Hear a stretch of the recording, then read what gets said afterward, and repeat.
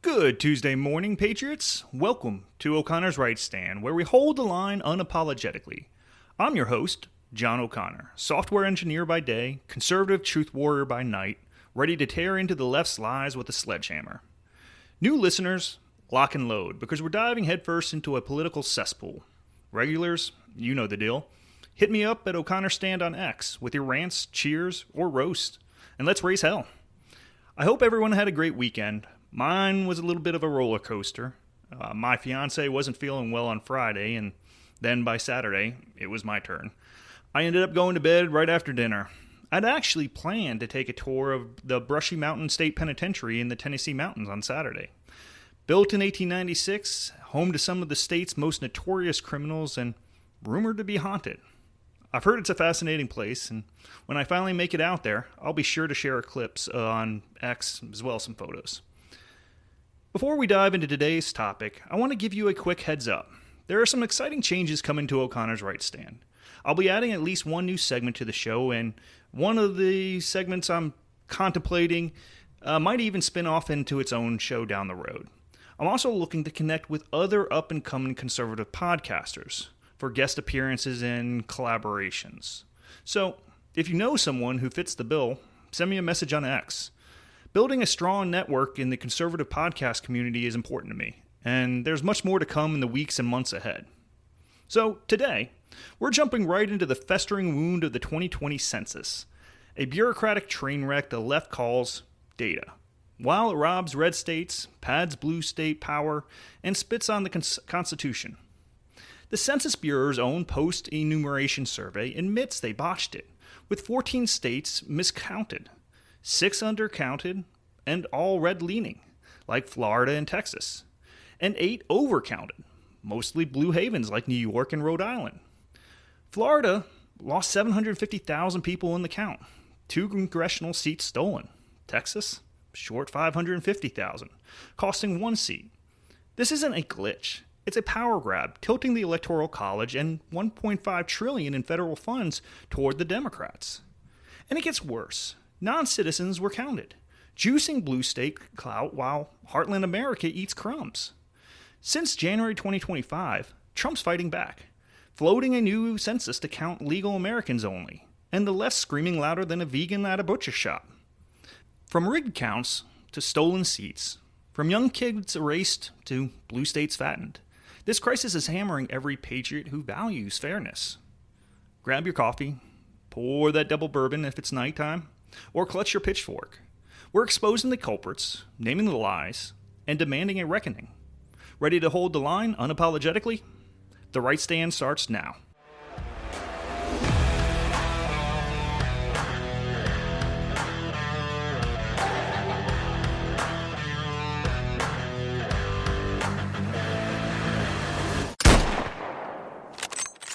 The census is supposed to be the government's slam dunk. The one thing even bureaucrats can't botch. Every 10 years, you count the people, divvy up congressional seats, and funnel out federal funds. Easy peasy, right? It's in the Constitution, Article 1, Section 2, clear as a Texas summer sky. Count the whole number of persons. Every decade. But in 2020, the feds took this layup and turned it into a circus of errors that would make a clown blush and a ringmaster quit. The post-enumeration survey, the Census Bureau's own report card, admitted they effed up. Big time. 14 states had statistically significant miscounts. 6 got undercounted. Florida, Texas, Arkansas, Tennessee, Mississippi, and Illinois. All red or purple.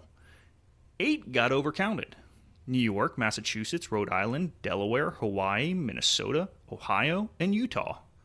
Mostly blue havens. Coincidence? Yeah, and I'm the tooth fairy rocking a MAGA hat. Let's break it down, because numbers don't lie, unlike DC pencil pushers. Florida was undercounted by 3.48%. That's 750,000 people missing, enough to fill Miami twice. Texas got robbed of 1.92%, or 550,000 souls, bigger than Austin's population. Arkansas took a 5% hit, like losing half of Little Rock. These aren't rounding errors. They're stolen congressional seats. Florida should have gained 2 more seats in the House. Texas, 1. That's 3 seats total, each carrying 1 Electoral College vote, shifting a minimum of 3 Electoral College votes from our red states to their blue states. Florida's 29 electoral votes and Texas's 40 took a hit, while Minnesota, home of the Ilhan Omar Socialist Fan Club, kept a seat it didn't earn. Rhode Island, smaller than my backyard, clung to a seat it had no business keeping. Colorado snatched a seat they weren't close to even deserving, probably to fund ski resort subsidies for granola-munching lefties. The PES claims the national count was not statistically different from accurate, but zoom in on these states, and it's a different story. Those 3 seats, plus non-citizen counts inflating blue states, tilted the Electoral College toward Democrats, potentially swinging close races like 2020's nail-biter, where Biden won key states by margins as low as 10,457 votes in Arizona. If that doesn't make your blood boil, it might be a rhino. Now, let's talk about who got left out. The Census Bureau's data paints a picture uglier than a government's issued DMV photo. Young kids, ages 0 to 4, were undercounted by 5.4% per demographic analysis. Millions of future patriots erased. Black Americans got shortchanged by 3.3%. Hispanics took a 4.99% hit. American Indians on reservations were down 5.64%, like they're invisible to Washington's ivory tower. Renters got screwed by 1.48%, probably because they don't live in gated communities with blue state zip codes. Notice a trend? These aren't the folks at GOP fundraisers in pressed khakis. Meanwhile, non-Hispanic whites were overcounted by 1.64%. Asians got a 2.62% boost. Older folks, especially women over 50, were overcounted by 2.63%. The census magically pumps up numbers for groups that lean left or cluster in urban blue strongholds while stiffing conservative-leaning demographics like rural families and minority communities that might vote red. It's almost like someone in D.C. wanted to tilt the scales. This isn't just about numbers. It's about power. Congressional seats determine the Electoral College votes, and those decide presidents. Federal funding, $1.5 trillion a year, flows based on these counts. Undercount Texas and Florida, and you're stealing their voice in Congress and starving their schools, highways, and hospitals. In Florida, that means Miami-Dade's classrooms, already packed like sardines, lose millions for teachers and books. In Texas, rural hospitals in places like Lubbock or Amarillo, barely keeping the lights on, get shorted on Medicaid funds. Overcount New York and California, and you're funneling cash to sanctuary cities, Green New Deal fantasies, and socialist pet projects like free yoga for bureaucrats or $10 million of art installations in San Francisco. Every undercounted Texan is a middle finger to the heartland. Every overcounted New Yorker is a love letter to the limousine liberals. And counting non-citizens? That's the swamp's ace in the hole, inflating blue states' clout while diluting your vote. So, how did the feds botch this so bad? Start with COVID. The pandemic hit like a freight train in 2020, turning door knocking into a hazmat operation and delaying field work like a DMV line on Monday. But don't let the virus take all the heat. The Census Bureau was underfunded for years, thanks to Congress treating it like the ugly cousin at a reunion. Since 2012, they've been scraping by on pennies, leading to outdated systems, glitchy software, and an online portal so shaky it probably got hacked by a kid with a Chromebook in his mom's basement. Biden's crew, running the show in 2021 when the final counts were processed, didn't bother fixing the mess. They loved the blue state bias. Add a population moving like nomads during lockdowns, people fleeing the cities, crashing with relatives, or going off-grid, and natural disasters like hurricanes in Louisiana and wildfires in California, and you've got a dumpster fire visible from space. Then there's the differential privacy hogwash. The Census Bureau decided to protect data by adding statistical noise to the numbers, controlled by an epsilon parameter that dictates how much distortion is applied. Sounds cute, like a Snapchat filter, right? Wrong. The 2020 census used a high epsilon, prioritizing privacy over accuracy, which mangled small area data critical for redistricting and local planning. Statisticians, like those cited in the 2020 census reports, warned that noise levels, sometimes shifting block level counts by 10% or more, screwed rural areas like Tennessee's farm towns or Texas border counties, while urban blue enclaves like Brooklyn skated by. The result? Data useless for drawing fair districts or allocating school funds, like navigating Texas with a toddler's crayon scribble. Response rates tanked too. Americans, fed up with government's overreach or drowning in robocalls, didn't participate. Only 67% of households responded by mail or online, per the Bureau. Low response hit minority and rural communities the hardest, amplifying undercounts in red states. It's not just incompetence, it's incompetence with an agenda. The human factor was a disaster. The Bureau hired 400,000 workers, many undertrained, some barely out of college, others just chasing a paycheck to cover student loans. Picture a kid fresh off of a Zoom class on gender studies knocking on doors in a hurricane-ravaged Louisiana town, trying to count folks who trust the government less than a used car salesman.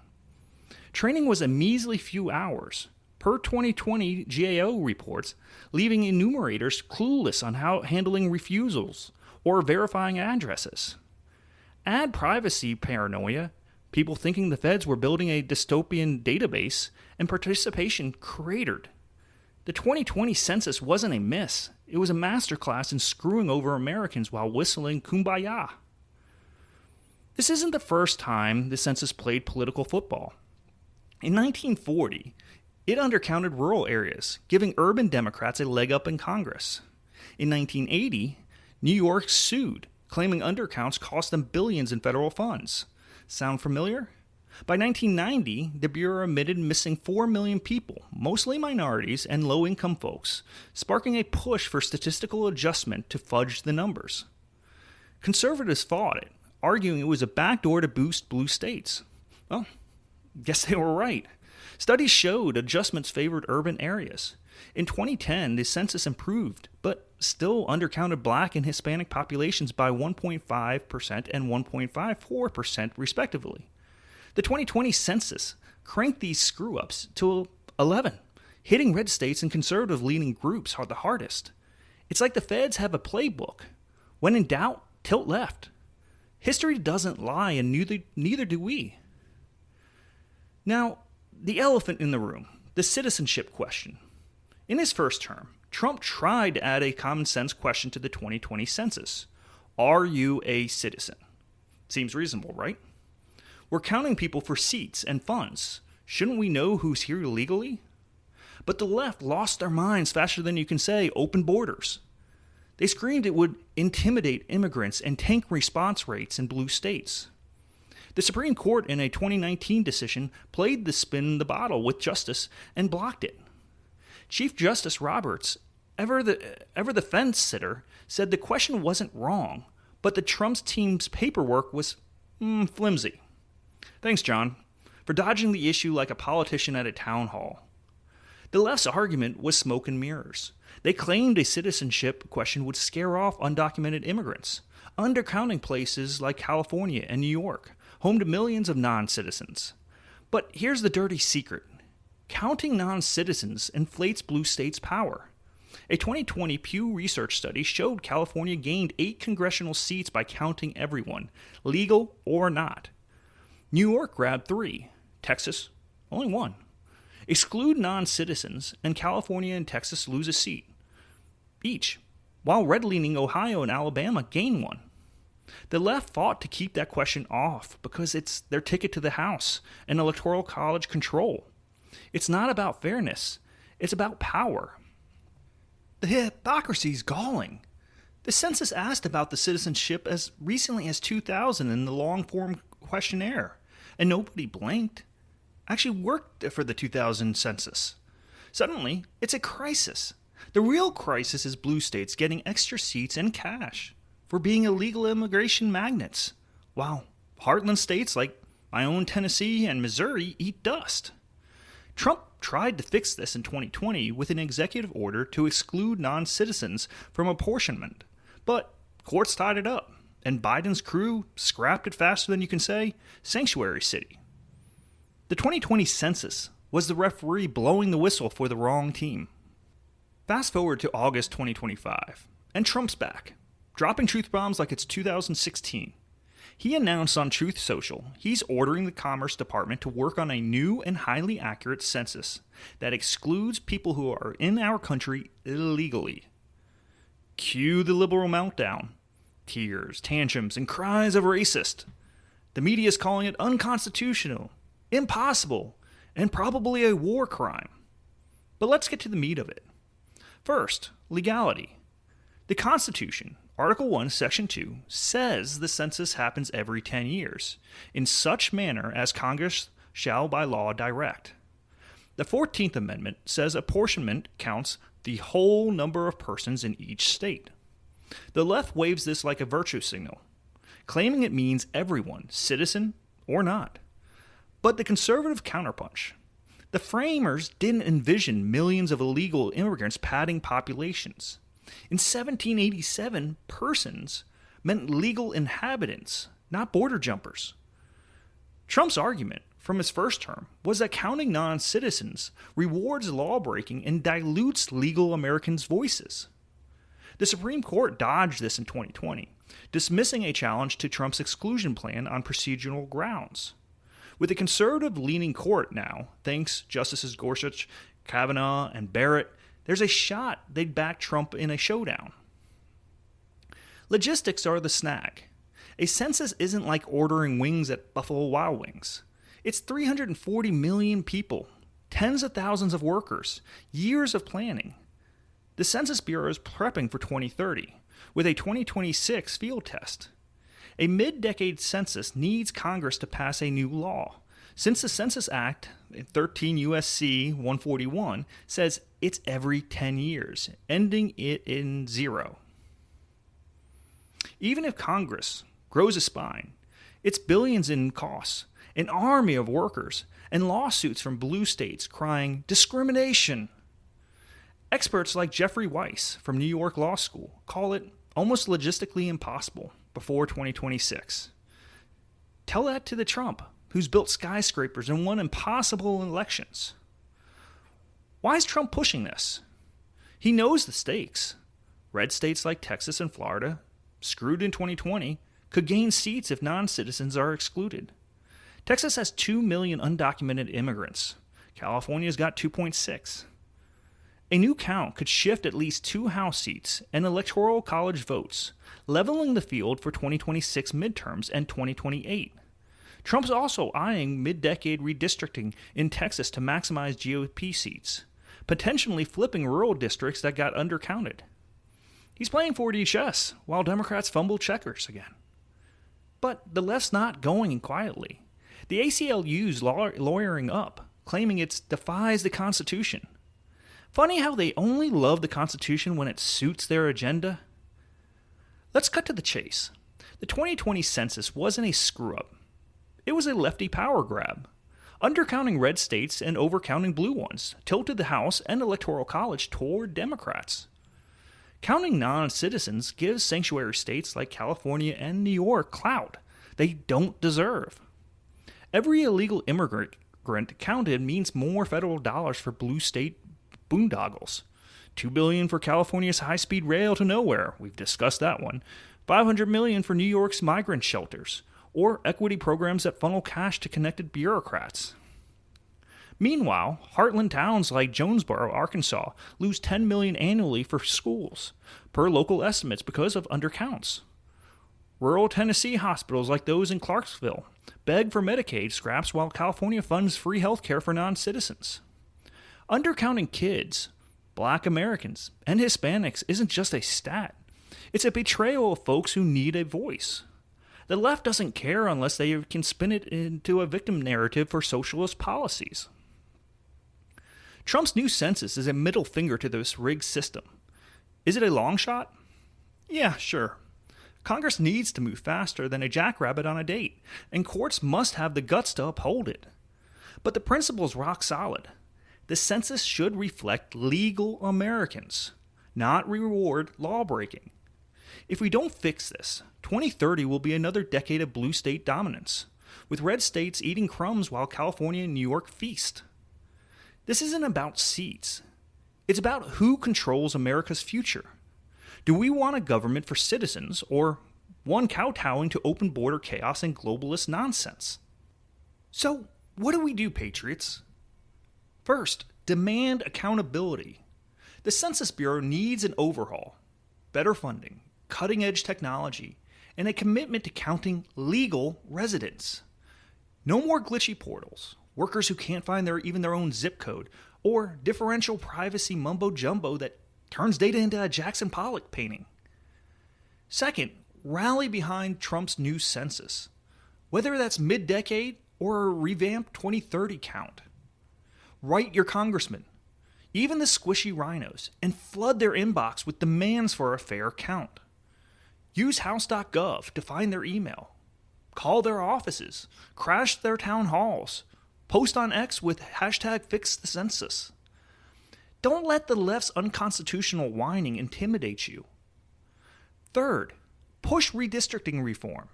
Texas and Florida deserve their seats, and mid-decade redistricting could deliver. Texas is already drawing maps to maximize GOP strength, carving districts in places like Collin County to give conservatives a shot. That's how you win. But it's about us, the people. Get loud. Talk to your neighbors, church group, hunting buddies, barber, even your bartender. Spread the word. The 2020 census was a wake-up call, and we're not hitting the snooze button. Start petitions on platforms like change.org to demand a new census. Blast the truth on X, Truth Social, or wherever you're not banned yet. The system's broken. The left's playing dirty, but conservatives don't roll over. We fight. Trump's got the right idea. Fix the count, exclude the illegals, take back our voice. The road's tough, but since when do we back down? This is O'Connor's Right Stand, and we're standing tall, ready to drain the swamp and plant freedom's flag. Well, until next time, keep your powder dry, your eyes open, and your heart American. We're not just counting heads. We're counting on you to hold the line. This is John O'Connor, signing off.